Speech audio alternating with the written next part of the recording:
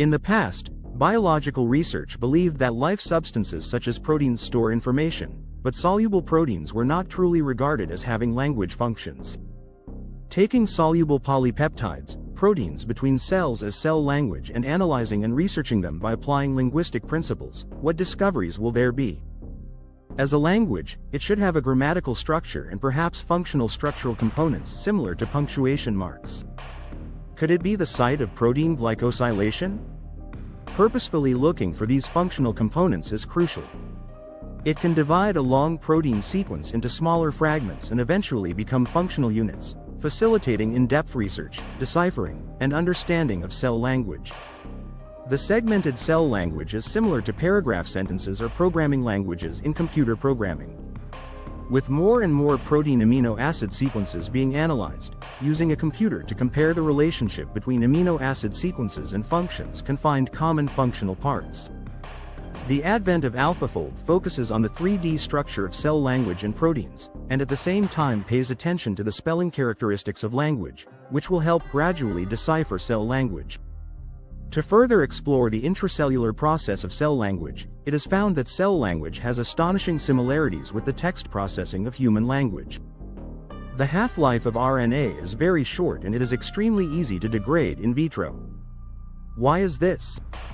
In fact, RNA is a random storage device for chemical or physical information processes in cells and disappears as information activities in cells stop. The DNA library constructed by conventional molecular biology is only cloning some transient mRNA fragments. The 23 pairs of chromosomes in human cells have different lengths. Why is this? We believe that the chromosomes in the cell nucleus are the hard disks for information storage in cells. The nucleus is spherical. Where the cross-sectional area is large, the diameter of the hard disk is large and the chromosome is long. Conversely, where the cross-sectional area is small, the diameter of the hard disk is small and the chromosome is short.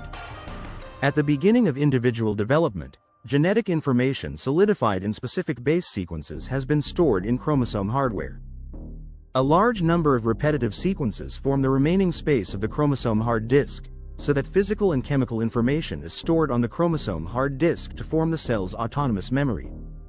This analogy not only has theoretical significance but also practical application value. For example, the transgenic method of transferring exogenous genes into cells is like importing information from a computer floppy disk into a hard disk. Applying the floppy disk or USB input mechanism in computer theory to transgenic practice may correct the blindness in the current gene therapy process, increase the efficiency and controllability of gene transfer, and make gene therapy widely promoted and applied in the end.